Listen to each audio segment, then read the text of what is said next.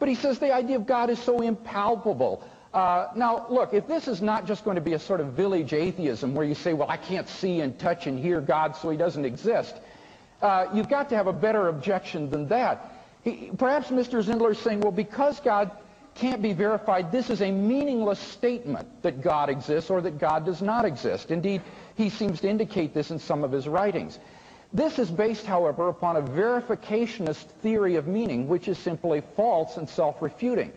Number one, this type of theory of meaning would not only eliminate God statements, it would eliminate ethical statements, aesthetic statements, many metaphysical statements, and many scientific statements, like statements about quarks, strings, other high-level theoretical entities in science. Secondly, even worse, this verification theory of meaning is self-refuting. If you say to be meaningful, a proposition must be verifiable, what about that very proposition? Is it verifiable? Well, no, it's just an arbitrary definition. So that it was very soon realized that this verification theory of meaning, if it were true, it's meaningless. So that it's a self-refuting theory. And therefore, this verification theory of meaning that Mr. Zindler is propounding has been abandoned universally today by epistemologists, theorists of knowledge.